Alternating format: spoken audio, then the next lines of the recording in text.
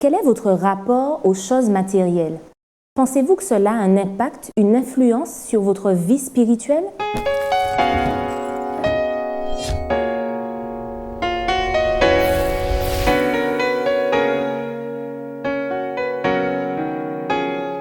Bienvenue dans votre émission Autrement dit. Je suis en compagnie d'Eddie Michel Carpin et Bruno Delépine, que nous accueillons toujours avec grand plaisir sur ce plateau.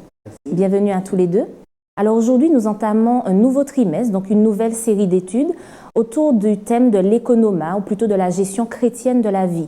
Pour rappel, vous qui nous avez suivis le trimestre précédent, nous avions centré nos réflexions autour du livre de Romains. Et là, nous vous proposons un focus sur un thème particulier, à savoir le thème de l'économat. Alors, qu'est-ce que l'économat et quel est le rapport avec la vie chrétienne, la vie spirituelle? Alors, on pourrait dire que l'économat tire son origine du texte biblique lui-même et particulièrement du livre de la Genèse. En effet, lorsque nous lisons dans le chapitre 1 du livre de la Genèse, au chapitre 26, au verset 26, il est dit que Dieu dit « Faisons l'homme à notre image, selon notre ressemblance, et qu'il domine sur les poissons de la mer, sur les oiseaux du ciel, sur le bétail, sur toute la terre et sur tous les reptiles qui rampent sur la terre. » Effectivement, pour le lecteur de la Bible, il croit fermement que Dieu est son créateur. Et Dieu étant créateur, on voit ici dans le texte que Dieu va lui confier une responsabilité qui est de prendre soin, de veiller sur, de garder.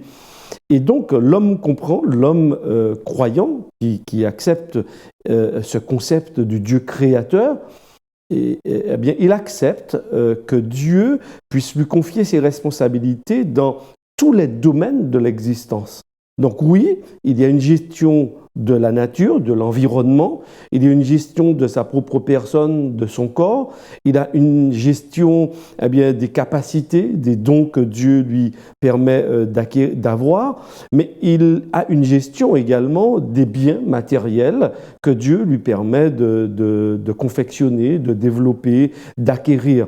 Donc on voit que la gestion chrétienne de la vie, à partir du livre de la Genèse, nous permet d'appréhender l'existence, notre existence en tant qu'être humain, dans son rapport avec l'environnement, avec ceux qui entourent autour de lui, avec les richesses qui sont bien évidemment contenues sur la planète Terre, lui permet d'avoir un juste équilibre, un juste rapport justement avec toutes ces choses. Donc la gestion chrétienne de la vie, c'est pouvoir maintenir un équilibre harmonieux dans une bonne gestion dans notre existence en tant que croyant, en tant que lecteur de la Bible, en tant que chrétien. J'aimerais faire un focus sur la gestion matérielle dont tu as parlé, Eddie Michel. Quel rapport devrions-nous avoir avec nos biens matériels, nos richesses? La Bible, dans Matthieu 6, au verset 21, dit une chose qui est très courte, qu'on a l'habitude de chanter dans des églises, qui dit « Là où est ton cœur, là où est ton trésor, là aussi sera ton cœur, en fait. » Et effectivement, nous comprenons qu'en fait, que dans le monde, il y a des gérants, il y a des gestions, il y a toutes sortes de gestion, de gestionnaires, en fait. Et le fait d'ajouter le mot chrétien, c'est pour que nous puissions avoir un autre point de vue, d'un point de vue biblique, le point de vue de Dieu vis-à-vis justement de la gestion. Et qu'on ne voit plus justement cette gestion comme faisant des profits, comme le monde le voit, comme faisant des profits, etc. Mais comme Eddie le disait, que ce soit qu'il y ait un équilibre en fait entre le matériel et nous-mêmes en fait. Alors le même verset que tu cites, Bruno, qui se trouve donc dans Matthieu 6, vous pouvez le lire chez vous, Matthieu 6, verset 19 à 21, c'est un très beau passage qui nous invite à ne pas amasser justement sur la terre des trésors où la teigne et la rouille détruisent, etc. Donc c'est un texte qui est très poétique, qui est très beau, mais concrètement, quels sont les trésors que nous sommes censés amasser sur terre? La Bible nous met en garde contre l'accumulation de richesses. Pourquoi? Parce que premièrement, selon le texte biblique, ces biens matériels, dits matériels, sont éphémères, c'est-à-dire qu'ils sont passagers.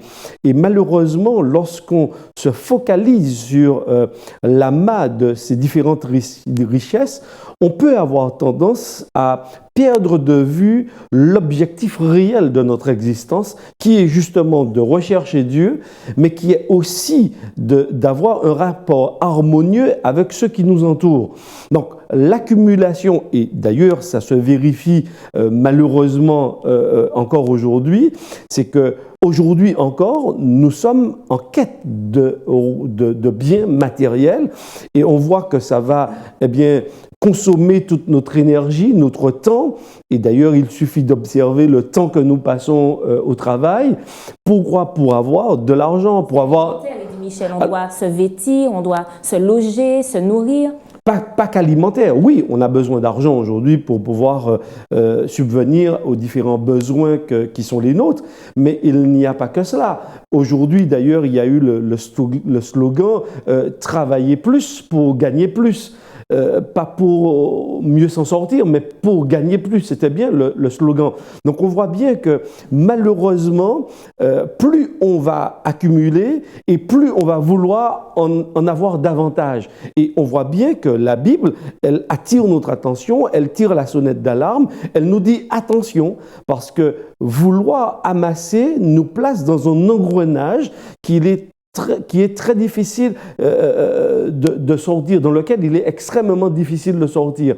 Donc la Bible va attirer notre attention et va surtout nous inviter à réfléchir à la relation à Dieu, aux biens spirituels qui sont essentiels à notre existence présent, mais aussi à notre futur. Donc la Bible, elle va s'intéresser à ce qui est le plus important pour nous. Ce n'est pas à dire que les biens matériels ne sont pas utiles, mais par contre, elle va les mettre dans un second plan et va nous inviter justement à mieux les gérer, à mieux les appréhender pour qu'ils ne deviennent pas nos dieux, pour qu'ils ne dominent pas sur nous et pour qu'on ne soit surtout pas esclaves de ces différentes choses. Alors souvent dans la Bible, on retrouve des textes, je peux citer 1 Jean 2, verset 15, « N'aimez point le monde, ni les choses qui sont dans le monde. Si quelqu'un aime le monde, l'amour du Père n'est point en lui. » Alors c'est quoi le monde et qu'est-ce qu'il y a de si mauvais finalement dans le monde?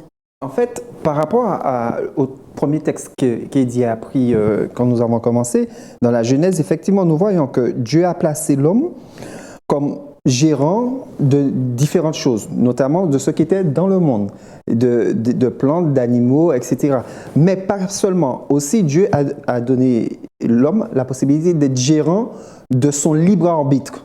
Et nous voyons que ça a été mis en évidence dans le Jardin d'Éden vis-à-vis que Dieu lui disait, voilà, justement, tu as besoin d'évoluer, tu as besoin d'entretenir certaines choses, etc., qui sont dans le monde, mais il a quand même mis aussi la notion de se gérer soi-même par rapport à ce monde. Et il lui a dit, tiens, il y a un arbre là, il ne faut pas manger le fruit, en fait.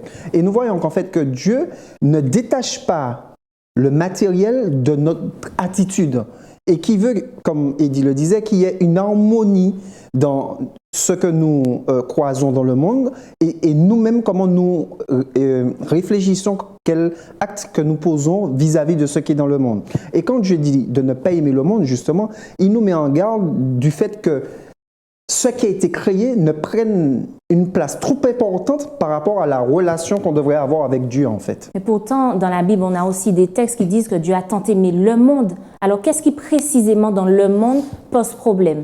Alors effectivement, quand on étudie soit dans l'Évangile selon Jean ou dans les lettres de Jean, ce concept du monde, on voit que la notion du monde est opposée à la volonté de Dieu.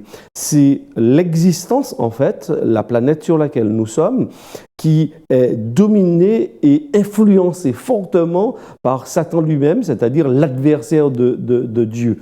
Et donc Jésus viendra dans le monde, mais il dira qu'il n'est pas du monde, c'est-à-dire qu'il ne participe pas pleinement à l'orientation du monde. Et là, qui gouverne le monde alors? Alors, le monde, avec sa convoitise, avec ses grandes orientations, eh bien, et à partir du livre de la Genèse et au chapitre 3, eh bien, nous avons, en tant qu'êtres humains, et nos premiers parents ont confié la direction de la planète que Dieu avait créée, eh bien, ils l'ont confiée à Satan lui-même. Et Satan est celui qui nous influence, celui qui dirige notre vie.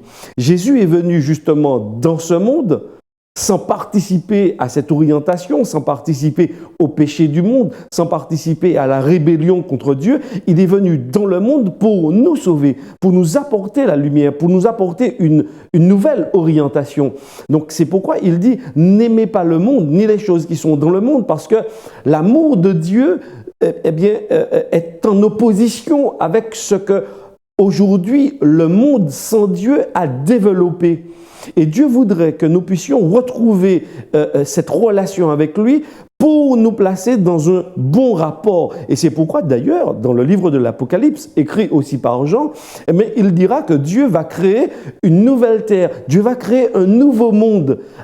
Ça veut dire qu'il y aura une cassure, une rupture totale avec le monde, donc dans l'orientation repliée sur lui-même, égocentrique, qui expulse Dieu de son existence et qui fait justement des dieux des biens matériels. Eh bien, Dieu va créer un nouveau monde dans lequel justement, eh bien, il y aura de nouveaux rapports avec la matière, de nouveaux rapports entre les individus, mais essentiellement de nouveaux rapports avec Dieu. Dieu sera, lui, au centre de ce monde et il y aura une véritable différence, cassure totale entre ce que nous connaissons aujourd'hui et ce que Dieu nous propose. Et c'est pourquoi ici, Jean nous dit de ne pas nous accrocher à ce qui est dans le monde parce que, effectivement, la convoitise, elle est passagère. Tout cela est en voie de disparition. Est-ce que là, il parle vraiment de l'acquisition, de l'accumulation de richesses? Est-ce que c'est ça le problème? Pour revenir de la Genèse, en fait, nous voyons qu'effectivement que Ève, elle a convoité un arbre. Et en convoitant cet arbre, c'est là où était finalement son cœur. Donc ça veut dire qu'on peut convoiter tout et n'importe quoi. Oui, on peut un fruit.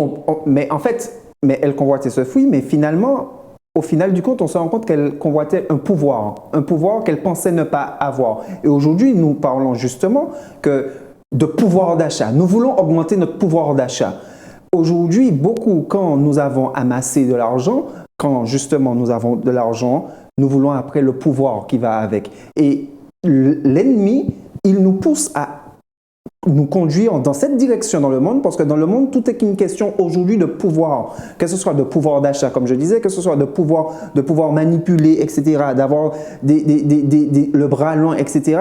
Nous voyons qu'en fait, que ce que le monde aime et ce que le monde veut nous montrer, c'est qu'il faut idolâtrer ou bien admirer les gens qui ont le pouvoir. Et aujourd'hui, c'est ce que le monde plébiscite. Et quand Dieu nous dit de ne pas aimer le monde, parce qu'aujourd'hui, se conformer au monde, ce serait exactement aller dans cette direction-là. Avoir soif de pouvoir, avoir plus, toujours plus, en fait. Est-ce que notre problème, oui, Eddie Michel, tu voulais Oui, dire justement, je faisais référence un peu au verset 16 pour aller dans la continuité de ce que Bruno a dit, car tout ce qui est dans le monde, la convoitise de la chair, la convoitise des yeux et l'orgueil de la vie, ne vient point du Père, mais vient du monde. Donc on voit bien que, en fait, Jean n'est pas en train de parler de la matière elle-même qui serait négative, mais il est en train de parler du rapport que l'homme a avec ces choses. Parce qu'en fait, l'argent, l'or, les pierres précieuses, les biens matériels, en fait, ce sont les êtres humains qui leur donnent de la valeur ou qui ne leur donnent pas de la valeur. Et on voit bien que c'est le mode de fonctionnement. C'est-à-dire qu'on voit bien que les hommes, plutôt qu'adorer Dieu, eh bien, ils adorent la matière. Ils donnent de la valeur à la matière et ils font que cette matière devienne le centre de leur vie. Et c'est ça le problème. Ils leur accordent beaucoup plus de valeur qu'à Dieu lui-même. Donc, ils parlent de convoitise, ils parlent d'orgueil de la vie, ils parlent de convoitise des yeux. Donc, on voit bien que c'est un mode de fonctionnement qui s'oppose totalement au modèle proposé par Dieu, qui est un modèle qui est au contraire celui du partage, qui est celui de l'humilité, qui est celui de l'amour. Et donc, on voit bien qu'il y a un antagonisme entre le monde dont l'apôtre Jean parle et justement le modèle que Dieu voudrait insuffler, mais qui n'a rien à voir. Et c'est pourquoi il nous dit, mais il faut que vous appreniez déjà ici-bas, en tant que croyants régénérés, et on a parlé dernièrement de l'épître de Paul aux Romains, de voir justement comment Dieu, en Jésus-Christ, est venu nous libérer de cet esclavage, de ce regard que nous portons sur les choses et de la valeur que nous leur attribuons. Et pour moi, c'est une valeur qui est de la démesure par rapport à la valeur réelle de la chose, plutôt que de découvrir vraiment une juste mesure, une juste valeur à ces choses. Et je crois que Jésus, dans la relation nouvelle, en tant que croyant que nous pouvons établir avec lui, eh bien, nous permet de reconnaître que Dieu est créateur de ces choses, mais de ne pas tomber dans un esclavage, dans un gain sordide, dans une accumulation de gains qui, en fait, ne nous mène nulle part, sinon, bien, nous pousse à entrer dans de l'orgueil, de l'égoïsme et à nous replier sur nous-mêmes et à malheureusement écraser bien, tous ceux qui sont autour de nous pour pouvoir toujours acquérir davantage. Alors, est-ce que ça veut dire que même dans nos projets, même dans nos choix aussi de profession, là encore, on doit pouvoir trancher? On ne doit pas viser peut-être briguer certaines fonctions ou avoir trop de projets dispendieux. Qu'est-ce que ça veut dire? En fait, par rapport à ce que tu disais, il y a deux choix. Il y a le choix où Jésus nous dit « Sans moi, vous ne pouvez rien faire ». Et l'autre choix, c'est le diable qui dit « Sans l'argent, vous ne pouvez rien faire ». Et beaucoup y a à dire aujourd'hui, se dire « Mais effectivement, tu ne peux rien faire sans argent ». Mais Dieu te dit « Si tu me fais confiance, je te dis que sans moi, Jésus, tu ne peux rien faire ». Mais nous penchons souvent plus sur « Sans argent, je ne peux rien faire ». Et c'est exactement ce que nous avons vu par rapport au jeune homme riche. Et c'est ce que nous voyons encore aujourd'hui. Aujourd'hui, beaucoup ne croient pas qu'en ayant Jésus, qu'ils auront tout. Mais plus qu'en ayant de l'argent, ils auront tout. Et c'est pour ça que nous nous tuons à pousser, comme tu disais, à faire des études pour avoir plus d'argent, à travailler plus. On n'a pas vraiment le choix, Bruno. Aujourd'hui, clairement, sans argent, on n'est rien. Donc c'est le nerf de la guerre. Donc tu entres dans le plan. Je suis factuel, Bruno. Tu entres dans le plan du diable à dire sans argent, je ne peux rien faire, ou sans Jésus, je ne peux rien faire. Parce que au bout du compte, à qui est l'argent? D'où vient l'argent? À qui est le monde? D'où vient le monde? On vend du pétrole pour faire de l'électricité. Aujourd'hui, on se rend compte que le pétrole va finir. On se tourne vers quoi? Vers le soleil. Pour faire de l'énergie, pour faire de l'électricité. Qui donne le soleil? D'où vient tout cela? Ça vient de Dieu. Donc aujourd'hui, pour nous, en tant que chrétiens, c'est de se dire réellement, est-ce que nous croyons encore à ce que Jésus dit? Alors, tu es en train de faire appel à une notion que je comprends bien, la confiance. Mais en même temps, l'oisiveté n'est pas non plus encouragée dans la Bible. Donc, quelle est notre part pour faire, pour avoir, et notre part de confiance en Dieu? J'ai laissé la parole à Heidi, je ne vais pas tout prendre. Ce que je voulais dire, souvent, quand nous regardons dans la Bible, nous voyons que Job était riche. Nous voyons que Joseph était riche, premier ministre. Nous voyons que Salomon était immensément riche. Nous pouvons prendre plein d'exemples comme ça. Daniel. Et bizarrement, nous allons peut-être tomber dans une conclusion fausse de se dire, mais finalement, si tous ces hommes étaient riches, donc finalement, il faut qu'on soit riche aussi. Mais si nous regardons bien, nous allons voir que tous ces hommes de la Bible, ça n'a jamais été leur objectif d'être riche. Ça a découlé d'une bénédiction par rapport à leur confiance et par rapport à leur recherche de Dieu, en fait. Tout de même, est-ce que c'est plus facile pour un pauvre, du moins, d'accéder aux vérités spirituelles, enfin, en clair, de suivre Dieu? Alors, je vais revenir un tout petit peu en arrière, simplement pour dire que le système économique dans lequel nous sommes aujourd'hui nous laisse à penser que sans l'argent, nous ne sommes en rien. Sans le pouvoir, nous ne sommes en rien. Il faut être vu, il faut avoir beaucoup d'argent. Et d'ailleurs, quand on regarde un petit peu les jeux qui existent, on propose, c'est vrai, à beaucoup de personnes, au commun des mortels, de jouer à la loterie pour être riche, pour avoir de l'argent. Et on nous montre toutes sortes de choses au travers de la publicité et autres pour que nous puissions entrer et être modelés par ce système. Je crois que ce système, comme je l'ai déjà un peu dit, c'est le système du monde, mais ce système s'oppose à celui de Dieu. Pourtant, Dieu ne s'oppose pas à ceux qui ont des richesses. Au contraire.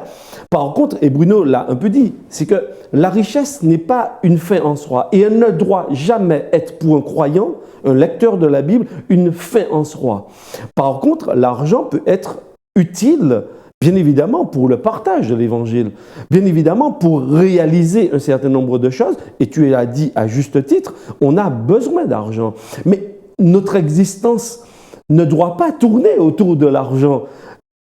Et je crois que c'est là où l'équilibre n'est pas toujours facile à maintenir entre avoir une existence qui ne tourne pas de l'argent et le besoin que l'on a pour pouvoir réaliser un certain nombre de choses.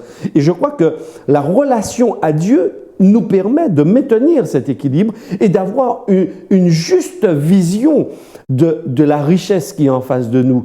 Et je crois qu'à partir du moment où la richesse ne devient pas une fin en soi, un désir d'accumuler, d'avoir toujours pour soi-même, mais si ce désir est de pouvoir partager et de pouvoir faire du bien autour de soi, nous sommes dans une autre logique. Et je crois qu'il y a des gens aujourd'hui qui arrivent à maîtriser et avoir un bon rapport à l'argent. Mais ce n'est pas facile parce que le système global dans lequel on est, il est fait pour que nous puissions nous écraser les uns les autres, pour que nous puissions grimper et que nous puissions exister.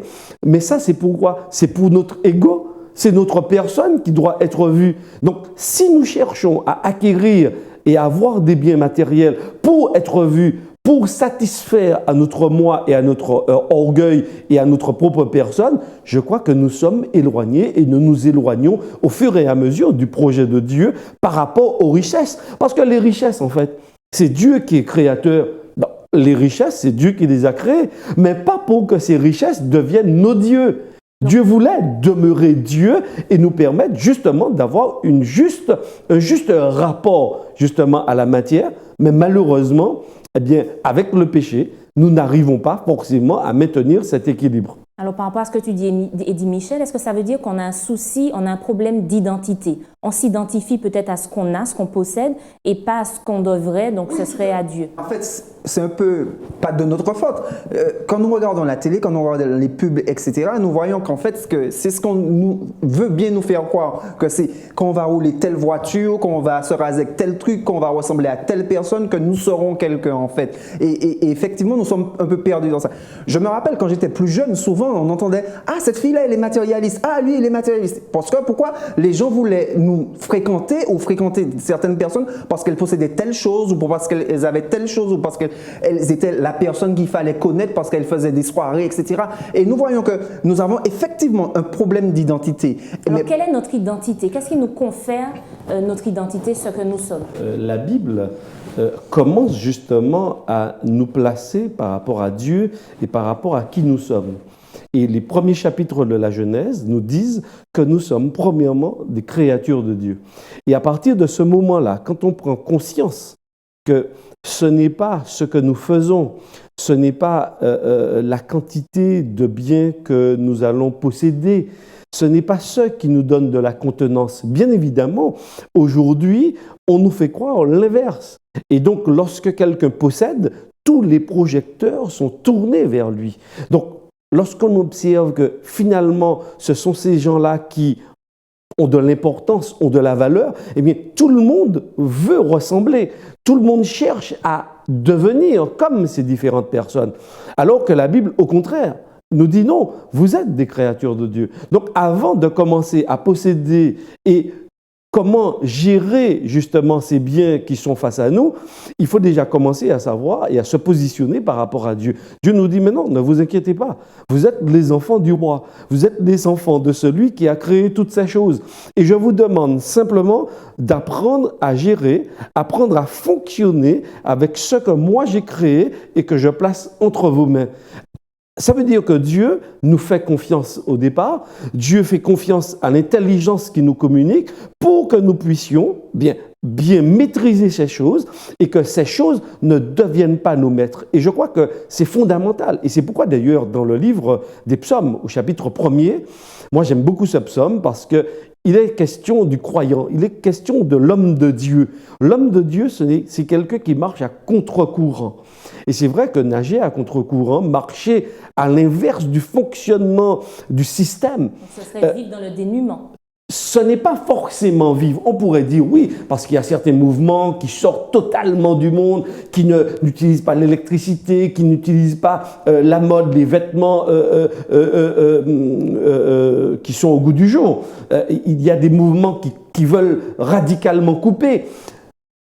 Je ne pense pas qu'il faille forcément entrer dans cet extrême, mais je pense qu'on peut, avec l'aide de Dieu, apprendre à faire attention, à bien gérer ce qui est là, apprendre aussi à atteindre des sommets. Je crois que Dieu n'est pas contre ceux qui veulent aussi exercer des positions importantes, mais Dieu nous demande toujours de maintenir l'équilibre pour que ces choses ne nous maîtrisent pas et ne nous dominent pas. Quel est l'antidote justement à ce qu'on peut appeler le matérialisme, cet amour d'avoir, de posséder des choses? L'antidote est dans Matthieu 6, verset 33, et c'est un peu la suite de Matthieu 6 qui dit, Matthieu 6, verset 33 qui dit « Cherchez premièrement le royaume et la justice de Dieu, et toutes ces choses vous seront données par-dessus. » De quelles choses qu'il est question? Effectivement, comme Eddie disait, c'est dit plus haut, car au verset 31 qui dit « Ne vous inquiétez donc point et ne dites pas que mangerons-nous, que boirons-nous,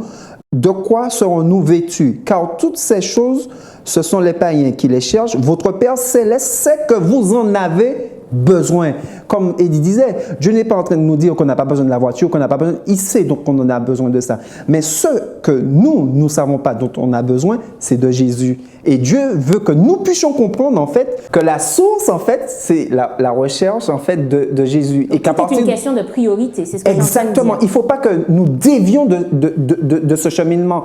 Parce qu'aujourd'hui, vous savez, j'ai entendu dernièrement de Johnny Hallyday, quelqu'un dire « il a bien vécu ».